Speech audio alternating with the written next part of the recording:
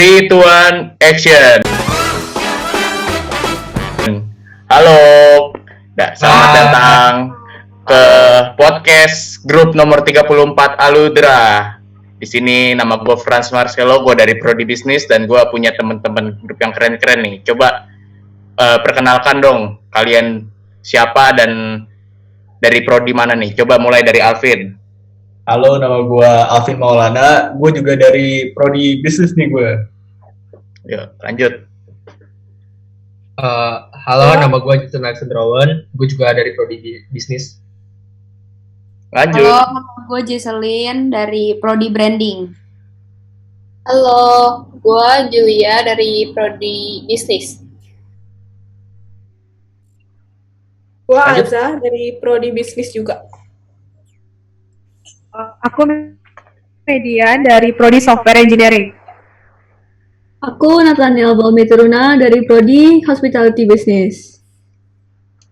Aku Santoso Setiawan Gani dari Prodi Finance.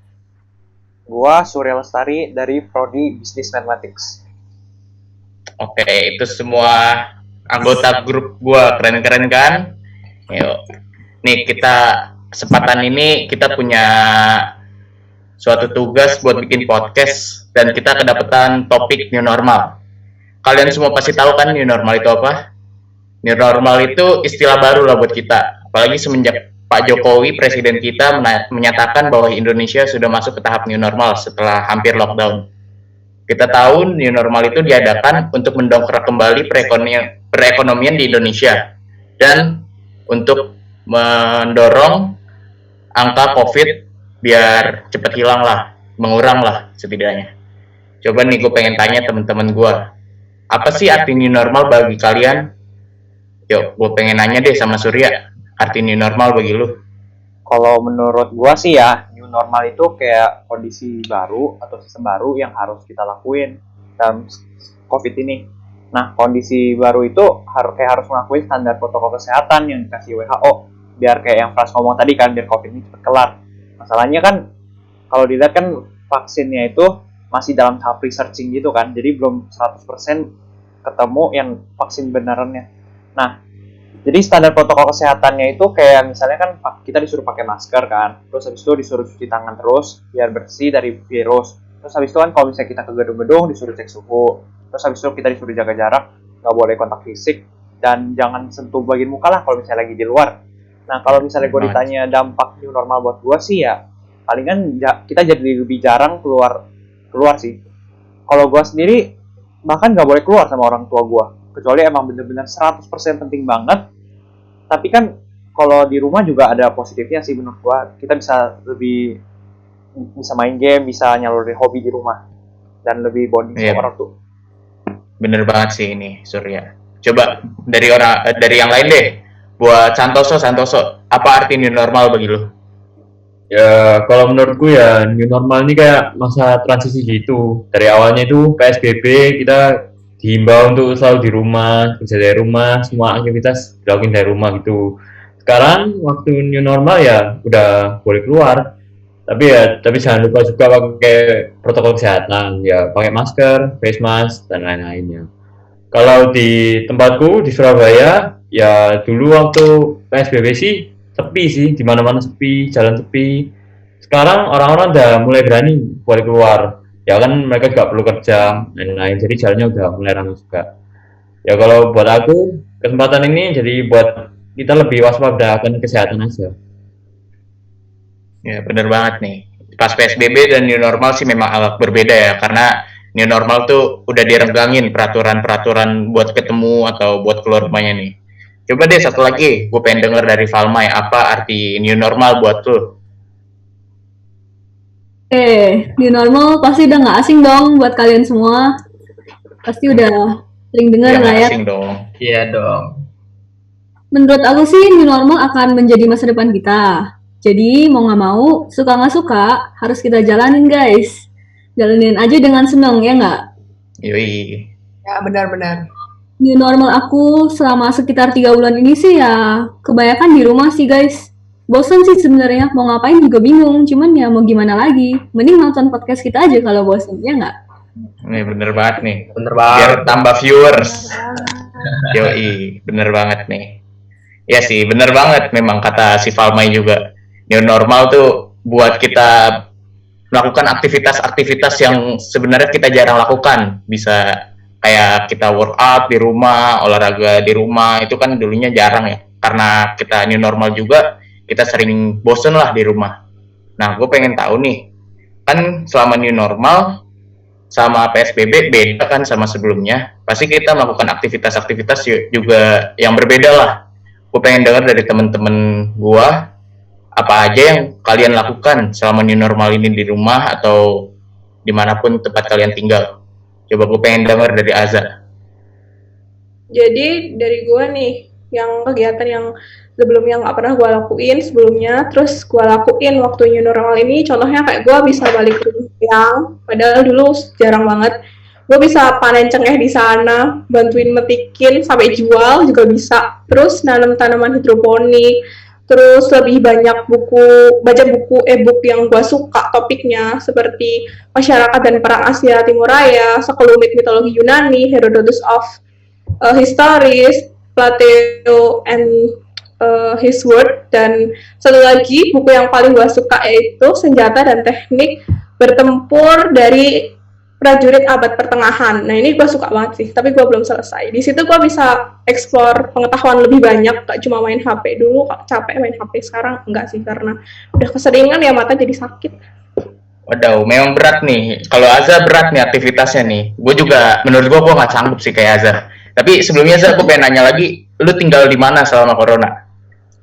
Gue tinggalnya di Klaten sama di Jogja, jadi sering bolak-balik gitu. Kalau di Klaten gitu gue lebih condong ke banyak baca bukunya. Kalau di Jogja gue biasanya lebih sering itu ikut eyang gitu, nanam cengkeh gitu. Gue jadi tahu pohon cengkeh, kayu manis, terus pala gitu. Gue beneran tahu rumah nenek gue kan di dekat itu, Bandara Jogja yang baru. Oh, yang banyak aktivitas yang baru lah yang sebelumnya kita tidak pernah lakukan kan ya. Coba nih, gue punya teman nih, asalnya dan tempat tinggalnya juga jauh lah dari kita, beda pulau dari kita nih. Coba gue pengen dengar dari Dian. Kalau aku sendiri sih hal yang beda, yang paling menonjol itu ibadah. Kan aku itu dari Dolok Sanggul, Sumatera Utara, jadi masih di zona yang paling menonjol ibadah sih.